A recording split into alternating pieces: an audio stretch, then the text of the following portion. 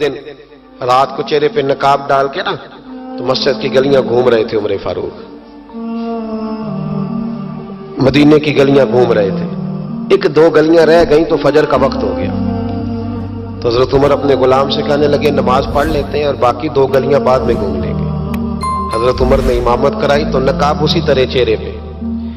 ایک گلی سے گزر رہے تھے تو ایک بوڑھی اماں بیٹھی ہے خیمے میں، بوڑھی کچھ چہرے سے پریشان لگتی ہے.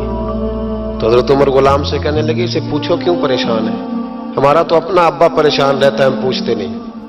ہم نہیں پوچھتے. ہماری اپنی اماں روتی رہتی ہے کہ چلو دو گھڑیاں رات کو آ کے بیٹھے گا میرے پاس، لیکن وہ آتا ہے 2 درجن کنوں لے کے اور سیدھا اپنے کمرے میں جاتا ہے اور بیگم صاحبہ سے کہتا ہے کہ 6 اماں کو بھی دے آؤں، اس نے کون سا کھانے ہیں.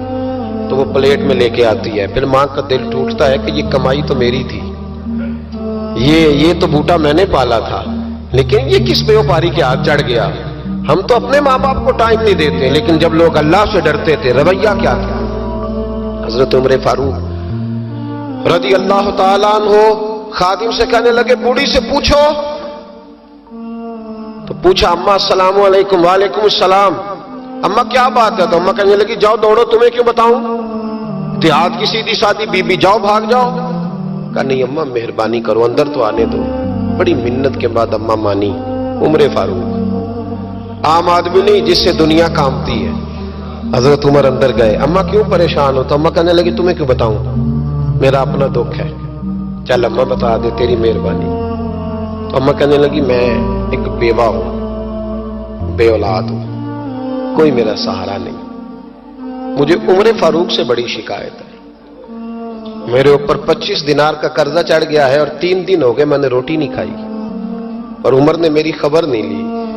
حضرت عمر کو پتہ چل گیا لاوارث ہے، اس کا کوئی 2 4 10 ہزار ووٹ کوئی نہیں. ایک کو میکے سے 6 مربے نہیں لے کے آئی، ایک اکیلی تنہا. اور بھائی جب اللہ کا خوف ہوتا ہے تو پھر انسان ان غریبوں کو بھی مناتا ہے. پھر ریڑھی والے کی بھی اہمیت بڑھ جاتی ہے، پھر رکشے والے کی قدر بھی بڑھ جاتی ہے. حضرت عمر فاروق رضی اللہ تعالیٰ عنہ کہنے لگے اماں عمر سے شکوہ ہے؟ کہاں؟ جناب عمر کہتے ہیں میں نے ایک جملہ کہا تو اماں نے تو مجھے لاجواب کر دیا. میں نے کہا اماں عمر کو کیا پتا کہ تو بھوکی ہے اور مقروض ہے، اسے کیا خبر؟ تو اماں کہنے لگی کیا کہا تم نے؟ عمر کو خبر نہیں، اسے پتا نہیں؟ تو عمر سے کہو نا چھوڑ دے حکومت، اس کے حوالے کرے جو خبر رکھ سکتا ہے. کیوں بیٹھا ہے پھر؟ ہمارے حکمران کہتے ہیں ابھی میں صدمے میں ہوں، نکلوں گا تو بات کروں گا. نہ ادھر ادھر کی تو بات کر، یہ بتا کہ قافلہ کیوں لٹا. مجھے رہزنوں سے غرض نہیں، تیری رہبری کا سوال ہے. ہاں تجھے جواب دینا پڑے گا. حضرت سیدنا عمر فاروق رضی اللہ تعالیٰ عنہ سے اماں کہنے لگی نہیں خبر رکھ سکتا تو حکومت کیوں کرتا ہے، چھوڑتا کیوں نہیں؟ تو حضرت عمر کہتے ہیں میں کانپنے لگا. دوڑے گئے جناب عمر. میں نے کہا اس اماں کا 6000 ووٹ نہیں کہ اس کی قدر کی جائے. یہ اماں کوئی بہت آکسفورڈ یونیورسٹی کی ڈگری ہولڈر نہیں کہ اس کی بات مانی جائے کہ لاوارث اور بیوہ بی بی. عمر دوڑے گئے، گھر سے اناج کا تھیلا کندھے پہ رکھا، 25 دینار بھی لیے، پکا پکایا کھانا بھی لیا. خادم کہنے لگا حضور مجھے دے دے میں اٹھا لیتا ہوں. تو حضرت عمر فرمانے لگے چل وعدہ کر قیامت کے دن بھی میرا بوجھ اٹھائے گا. کہنے لگا جی نہیں وہاں نہیں اٹھا سکتا. فرمایا پھر آج بھی نہ اٹھا، مجھے ہی اٹھانے دے، یہ میرا بوجھ ہے تو مجھے ہی. اماں کے سامنے 25 دینار بھی رکھے. پھر اماں کو حضرت فاروق اعظم نے 2 مہینے کا راشن بھی دیا، پھر پکا پکایا کھانا بھی دیا.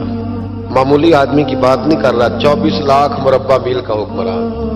حضرت عمر مدینے میں بیٹھ کے کبھی للکار دیں تو کیسر و کسریٰ کی ٹانگیں کانپیں.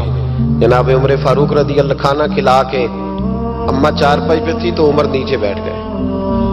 کہنے لگے اماں چل عمر کو معاف کر دے، چل جانے دے، کوئی عرض نہیں، بیچارے کو پتہ نہیں چلا. تو اماں کہنے لگی تو نے پھر عمر کا ذکر چھیڑ دیا. بیٹے میرے گھاؤ بڑے گہرے ہیں، میرے زخم بڑے سخت ہیں، کلیجہ پھٹے تو تجھے دکھاؤں کتنی تکلیف میں ہوں. میں تو پکا ہوا پھل ہوں، کسی وقت بھی دنیا سے چلی جاؤں گی. میں نے عمر کو معاف نہیں کرنا. جب میں قبر میں جاؤں گی نا، نبی کریم علیہ السلام آئیں گے تو میں عمر کی شکایت کروں گی. میں کہوں گی حضور اس سے پوچھئے یا رسول اللہ بیوہ اور بوڑھی کا خیال ہی نہیں کیا.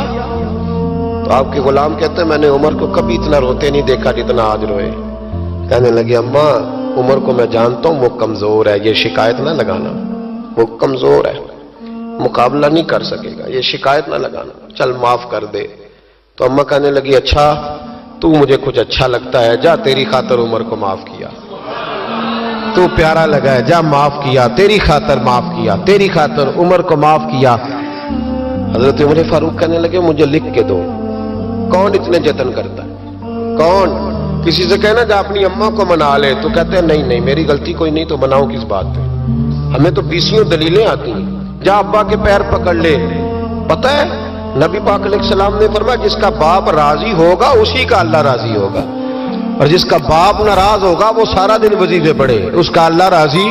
یہ ابو داؤد شریف کی حدیث ہے. نا جی بڑی مہربانی پیسے نہ لائیے گا. اب بات سنیں، وہ بھی میں سمیٹنے کی طرف آ رہا ہوں، ختم کر رہا ہوں، آپ میری بات پہ توجہ رکھیں. عزیز بھائی، نبی کریم صلی اللہ تعالی علیہ وسلم نے جو اپنے غلاموں کی تربیت کی تو حضرت عمر فاروق کہنے لگے لکھ کے دو، لکھ دو. تو اماں کہنے لگی آپ لکھیں میں سائن کر دیتی ہوں، آپ لکھ دیں میں سائن کرتی ہوں. حضرت عمر نے لکھا فلاں بنت فلاں کو عمر سے شکایت تھی، پھر انہوں نے عمر کو معاف کر دیا. اماں سائن کرنے ہی لگی تھی، سائن کرنے ہی لگی تھی کہ مولا علی شیر خدا آ گئے، حضرت عبداللہ ابن مسعود آ گئے. اوہو عمر یہاں بیٹھے ہوئے ہو، میں سارے مدینے میں تلاش کر رہا تھا، یہاں بیٹھے ہو، وہ کچھ لوگ ملنے آئے، نکلو. اماں نے سنا کہ یہ عمر تھے تو اماں اٹھ کے کھڑی ہو گئی. آئے ہائے عمر تھے، آپ عمر تھے؟ تو جناب عمر کہنے لگے اماں تو نے جو کہا ٹھیک کہا، لیکن اپنے وعدے پہ قائم رہا، یہ ذرا سائن کر دے. اماں نے سائن کیے تو حضرت عمر فاروق فرمانے لگے علی آ گئے ہو تو بطور گواہ تم بھی دستخط کر دو. عبداللہ ابن مسعود تم بھی بطور گواہ جب سائن ہوئے تو جناب عمر نے رکا لپیٹا اور مولا علی شیر خدا سے فرمانے لگے علی یہ رکھ لو، مجھے لگتا ہے میں تم سے پہلے دنیا سے جاؤں گا، اور جب میں پردہ کر جاؤں نا تو یہ رکا میرے کفن میں رکھ دینا. اگر حضور علیہ السلام نے پوچھا نا میری امت کے ساتھ کیا سلوک کر کے آئے ہو تو رکا نکال کے کہوں گا یا رسول اللہ ایک بوڑھی ناراض تھی میں اسے بھی راضی کر کے آیا حضور یہ میں راضی. بھائی جب تک ہم اللہ سے نہیں ڈرتے معاشرہ اصلاح پذیر نہیں ہو سکتا. جب تک یہ وظیفہ پک نہیں جاتا کہ اللہ میرے ساتھ ہے اور اللہ مجھے دیکھ رہا ہے تب تک حالات بہتر نہیں ہو سکتے. جب انسان یہ وظیفہ پکا لیتا ہے تو پھر چونٹی پہ بھی ظلم نہیں کرتا.